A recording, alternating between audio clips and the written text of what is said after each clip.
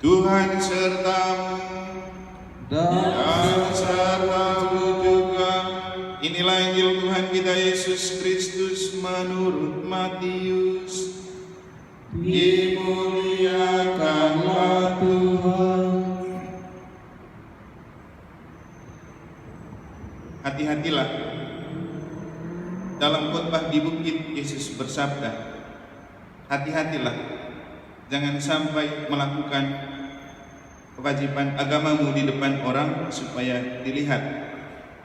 Sebab jika demikian, kalian takkan memperoleh upah dari Bapamu yang di surga. Jadi apabila engkau memberi sedekah, janganlah engkau mencanangkan hal itu seperti yang dilakukan orang-orang munafik di rumah-rumah ibadat dan di lorong-lorong, supaya dipuji orang. Aku berkata kepadamu, mereka sudah mendapatkan upahnya. Tetapi jika engkau memberi sedekah, janganlah tangan kirimu tahu apa yang diperbuat oleh tangan kananmu. Hendaklah sedekahmu itu diberikan dengan tersembunyi. Maka Bapamu yang melihat yang tersembunyi akan membalasnya padamu. Dan apabila kalian berdoa, janganlah berdoa seperti orang munafik. Mereka suka mengucapkan doanya dengan berdiri dalam rumah-rumah ibadat dan di tikungan-tikungan jalan raya, supaya mereka dilihat orang. Aku berkata kepadamu, mereka sudah mendapatkan upahnya.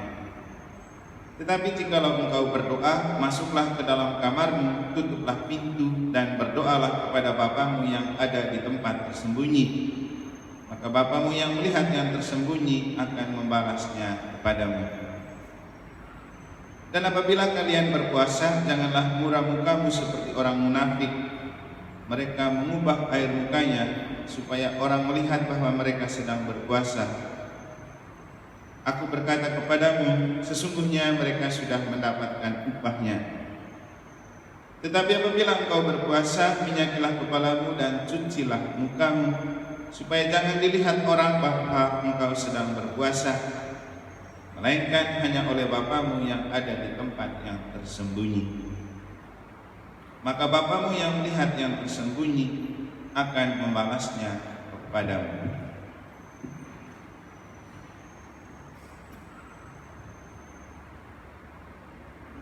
Demikianlah Injil Tuhan. Terpujilah Kristus.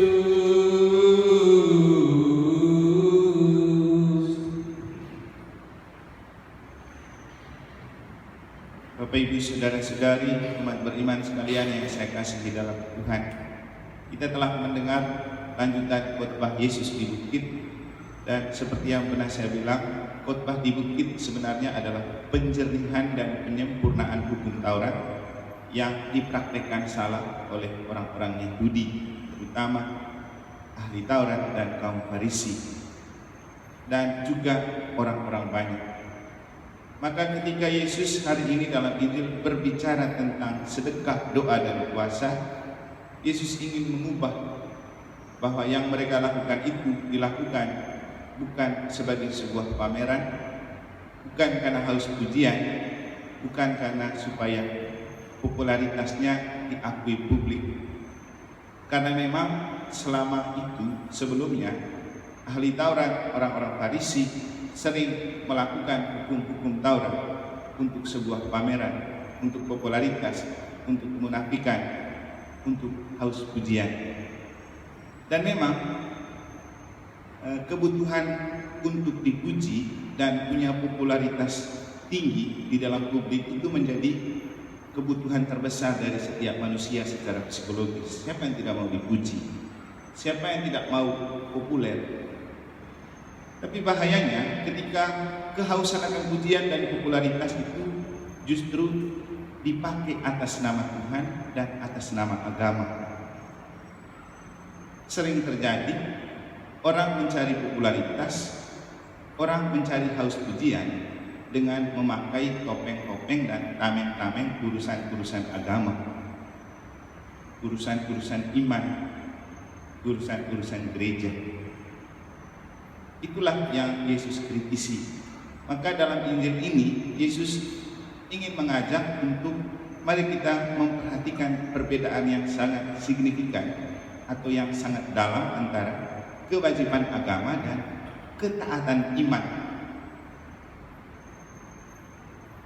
Kewajiban agama itu sering terjadi karena kebutuhan publik, karena kepentingan institusi.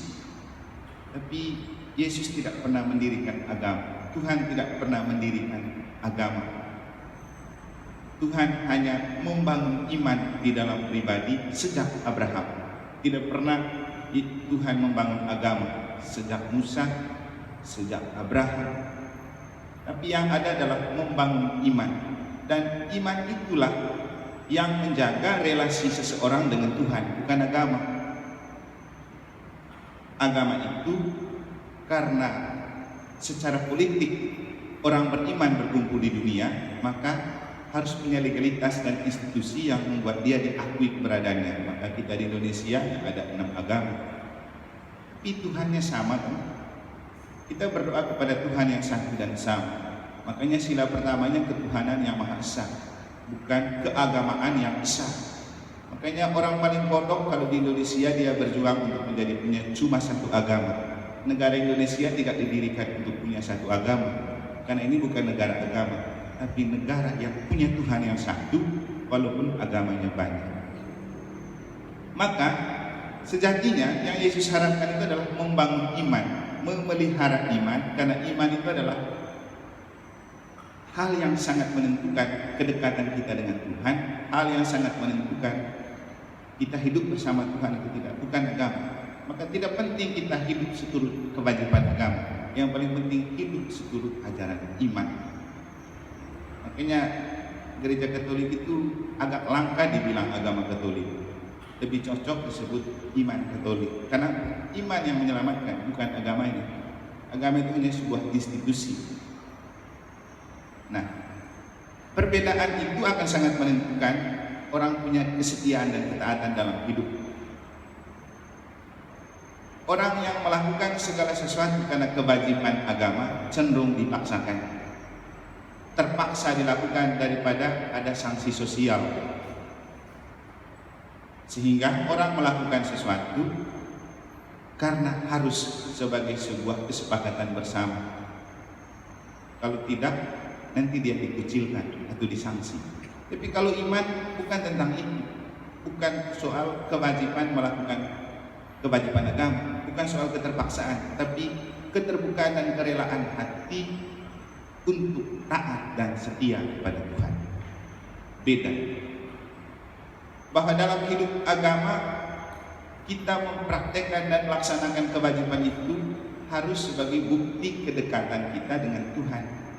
Maka kalau itu adalah ekspresi kedekatan kita dengan Tuhan, kita tidak akan merasa terpaksa, kita tidak akan pernah merasa dibebani, karena itu adalah buah dari iman.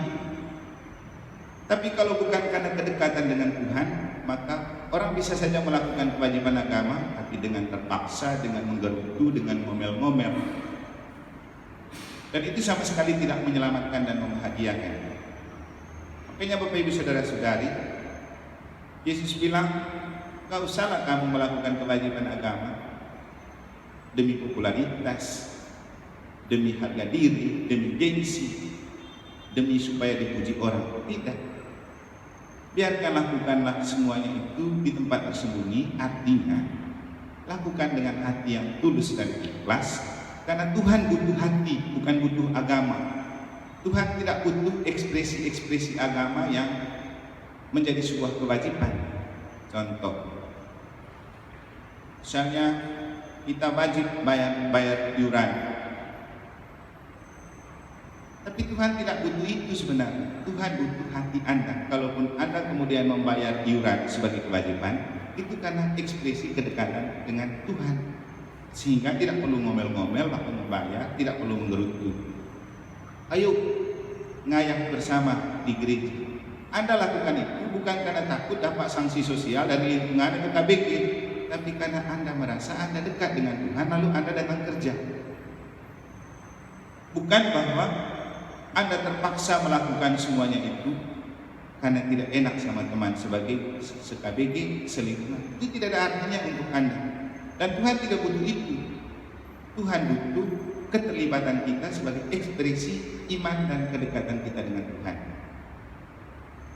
Orang yang melakukan segala praktek keagamaan karena dekat dengan Tuhan cenderung bahagia. Tapi orang yang melakukan praktek keagamaan karena keterpaksaan tidak akan pernah bahagia dari hidup beragama. Elisa adalah salah satu contoh pribadi yang mencoba memelihara ketaatan iman dalam hidup. Ketika Elia mengatakan kepada Elisa dalam bacaan pertama, kamu cukup sampai di sini, saya disuruh Tuhan ke sungai Yordan. Tapi Elisa bilang apa? Nggak mau, saya mau ikut kamu kemana saja kau pergi, saya tidak mau meninggalkan kamu sendiri. Jadi sebuah kerelaan, keputusan yang tulus, bukan dipaksa oleh Elia, tapi karena kerelaan Elisa. Dan hasilnya apa? Ketika sampai di sungai Yordan, Elia tanya kepada Elisa, Elisa, apa sih yang kamu mau saya berikan kepadamu? Menariknya, yang Elisa minta apa? Roh. Jarang terjadi kalau kita menawarkan kepada orang, kamu saya bantu apa? Tolong doanya, tolong rohaninya. Jarang. Uang atau barang yang diminta. Elisa minta roh. Dan ini berat untuk Elia, karena roh itu bukan punya Elia, roh itu punya Tuhan. Makanya Elia tidak langsung bilang, ya ini rohnya. Kadang agak beda dengan kita, merasa memiliki roh, lalu kita yang punya kuasa dalam roh untuk diberikan kepada orang. Elia tidak angkuh dia. Dia tahu tuh roh itu punya Tuhan. Kalau memang Tuhan mau beri kepada Elisa, ya nanti akan kau terima. Makanya dia bilang, wah berat sekali itu permintaan. Tapi begini saja, saya juga tidak bisa mengatakan bahwa saya akan memberikan roh itu kepadamu atau tidak. Tapi pada saat saya terangkat dan engkau melihatnya, engkau akan mendapat roh itu. Tapi kalau tidak, ya mau bilang apa lagi? Kita tidak punya hak, ini hak Tuhan. Dan yang terjadi ketika Elia terangkat, Elisa melihat, dan itu yang membuat roh masuk di dalam diri Elisa. Apa yang membuat roh masuk?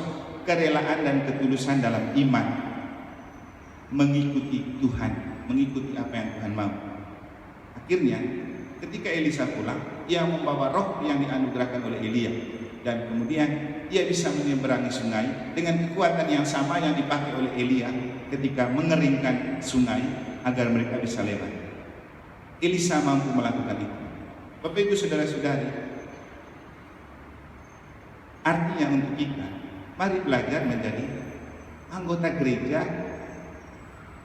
yang taat dalam iman, setia dalam iman, bukan karena kewajiban.